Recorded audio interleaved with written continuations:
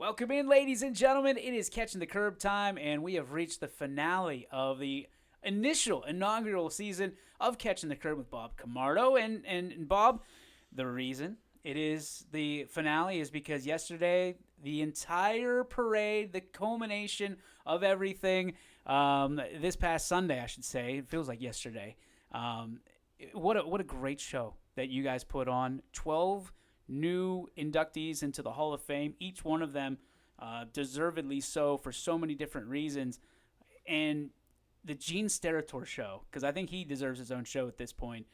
I just couldn't be happier for the Valley that went on.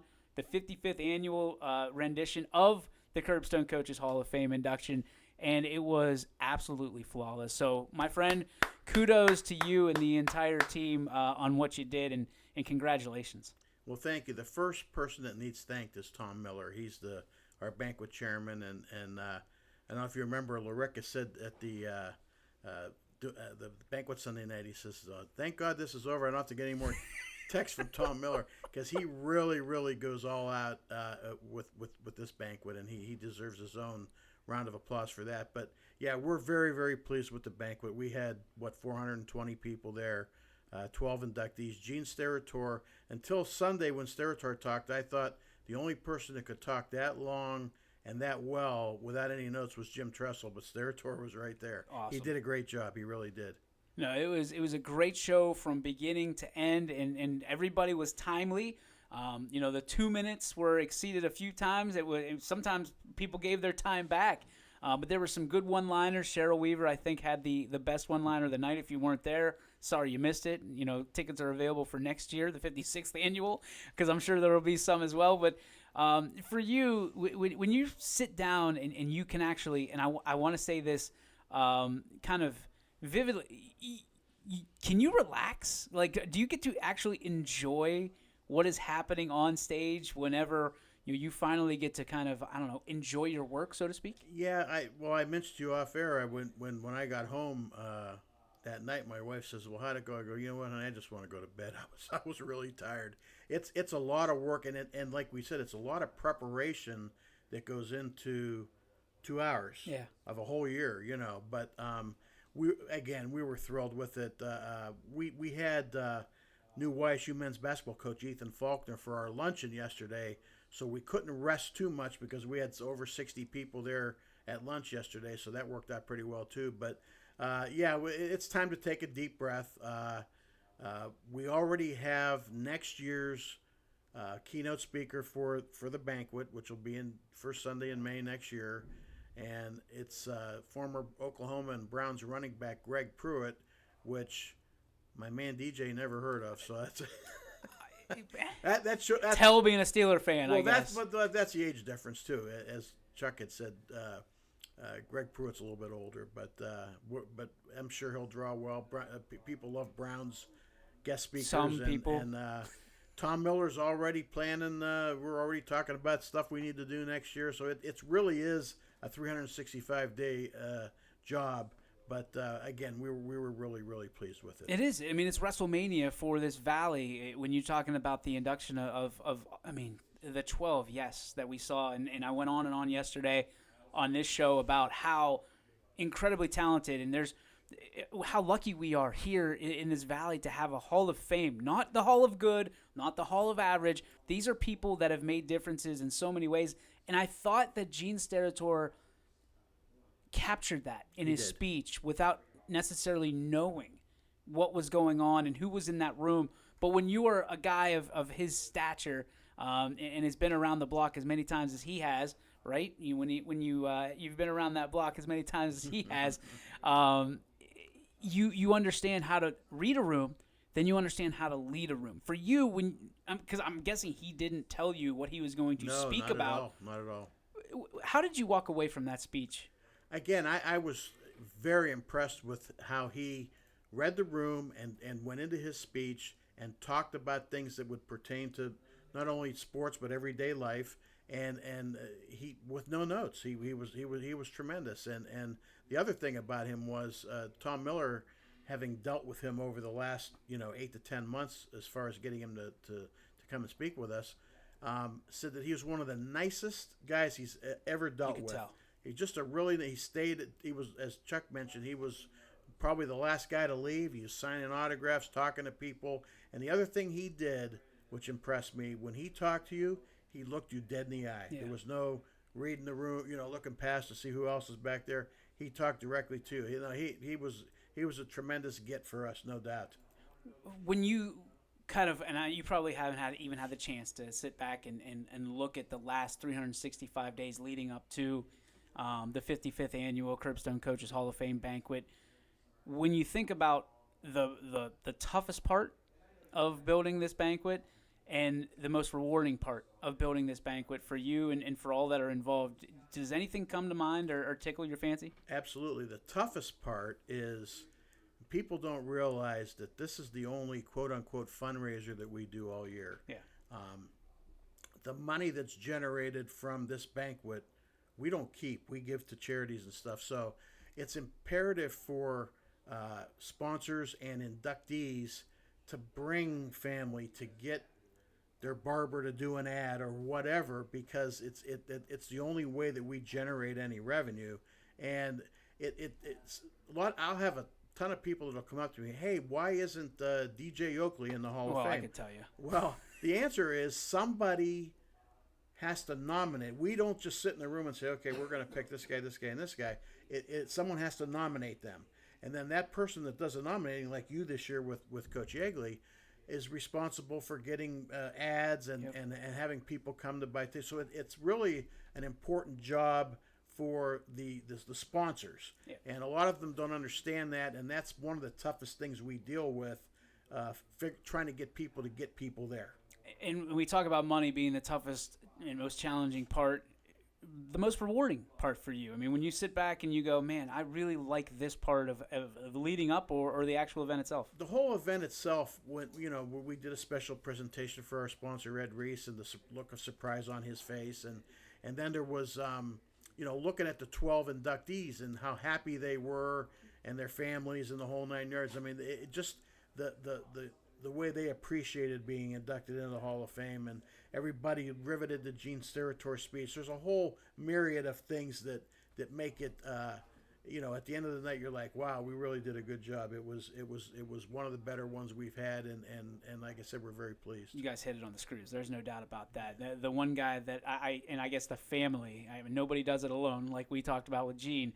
The one guy that we owe a lot to, Ed Reese, what he's been able to bring financially with his support and just his blessing and being a part of it. I mean, sometimes somebody will cut a check and they'll just say, hey, here it is, and they'll go do what they do, write it off, whatever. Ed was there.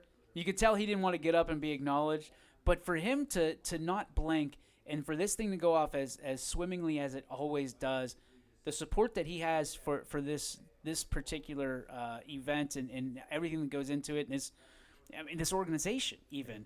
Talk about that, what it means to you. Well, we kept it a secret for a whole year that we were doing this presentation to him, and if he'd had known, he probably wouldn't have showed up, because he's not a guy that likes to toot his own horn, or he doesn't like all the attention. Because I know when he was coming up to get the plaque, after I read his name, I mouthed to him with the mic, do you want to talk? And he's like, no, I don't want to say anything. Yeah. Just give me the plaque and get the hell out of here. Yeah. But he threw us, it coincided with the pandemic. We didn't have our banquet for 2 years in 2020 and 2021 because of the pandemic. And we were concerned about how we were going to continue to function financially. And it was a heck of a lifeline that he threw us, a safety net, if you will, now. And we're in pretty good shape now. But he just re-upped for the next 3 years, too, to be our banquet sponsor. And God bless him, because there's not a nicer guy in the area. And he really, he's really interested. He came to the luncheon yesterday. Of course, his son Danny's one of the coaches at YSU, but he came to the luncheon yesterday, and he's just a great guy. We're thrilled and very, very fortunate to have him in our corner. All right, so we turn the page on the 55th. 56th, right around the corner. Let me take a nap first. I was gonna say, do you get a sandwich? Do you take a nap? What happens that you enjoy this moment and then you move on to the next? Well, we like I said, we have the keynote speaker already for next Is that the year. hardest part? No, the hardest part is trying to get the 12 inductees that we feel are not only relevant, not only deserving, but again, I hate to keep harping on it, but we need to have people that are going to bring people. Yep. You know, and we meet in November. People can do nominations from now until then. We meet in November to pick the next year's class. So please go to our website or thecurbstonecoaches.org, or we have a Facebook page. Find Tom Miller somewhere, and he'll be happy to He'll find you. He'll find you. He'll give you a nomination form. But anyone that's interested in nominating someone, that's how you get in. And we've already started talking about things we're going to tweak for next year and what have you. And like I said, it is a 365-day job, but it only takes 2 hours that night, and it's something that we look forward. I'm looking forward to next year now. I really am. I think the one thing that we talked about in the very early stages of Catching the Curb is people that can be inducted into the Hall of Fame. And I think that there's, especially after you go to one of those, you sit there and you go, you know who should be in here? I mean, everybody leaves with, you know who should be in here. So for just some basic bullet points, I know I'm putting you on the spot here, Bob, but just some basic bullet points of, if you're thinking someone should be, what are some of the parameters that you're looking for with a Hall of Famer? Well, I got a text yesterday from somebody that said, hey, I want to nominate so-and-so, and how do I do that? And we don't look at the accomplishments of people until we actually meet in November to pick the class. Right. But if you think, like you thought Dan Yeagley should be in, and obviously rightfully so, so you nominate him, and then Greg Goulas, our publicist, he gathers all the information, takes all these notes, and then we get in the meeting in November, and we go, okay, here's the list of potential candidates. We have to pick 12. But somebody has to nominate them, as you did with That's Dan. the biggest part. That's easily, easily the biggest part. And as Chuck has so willingly done throughout our entire Catching the Curb series, writes down notes and passes them along like our producer in the background, which we love. When I was a school teacher, we should have made them kids go out in the hall. You can get a form by coming to one of the Monday meetings if you want. So make it nice and easy for you. Final thoughts. I mean, this was a great season, a great segment, not only for us at YSN, but certainly for the Curbstone coaches, letting people know what's going on. For you, final things that you guys are tying up before you kind of take a break for summer? Well, we've got 2 more regular scheduled luncheons. That's next Monday. We're going to honor the YSU bowling team. Coach Kaburski's Coach of the Year, and they finished 3rd in the country. So we're going to honor them next Monday.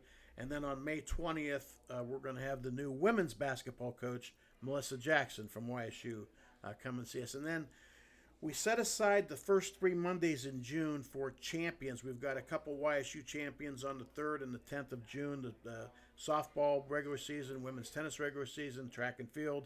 And then on June 17th, any high school teams or individuals that win state championships, we will honor at a luncheon on that day. And then we take a break. That's awesome. So you got about 2 months, give or take, left, and then your season comes to a conclusion, and then you draw up for next year after some barbecues for 4th of July. Well, and we all already that stuff. start, getting the schedule for the luncheon speakers. I mean, it never stops. It never really does. Nobody does it better. You guys have been awesome. We can't thank you enough for stopping in here, once a month and telling us what's going on and educating everybody out there, because it's times like that, moments like that lead up to great events like you just put on. Kudos to you again, Bob and Chuck, and congratulations on all your success. Thank you very much, and thanks for all you do for us, too. We appreciate it very, very much. You got it, man. We're looking forward to season 2, Catching the Curb, coming up, about 6 months, maybe? Not even. Not even. I don't get a break. Thank you guys again. Appreciate you. Thank you.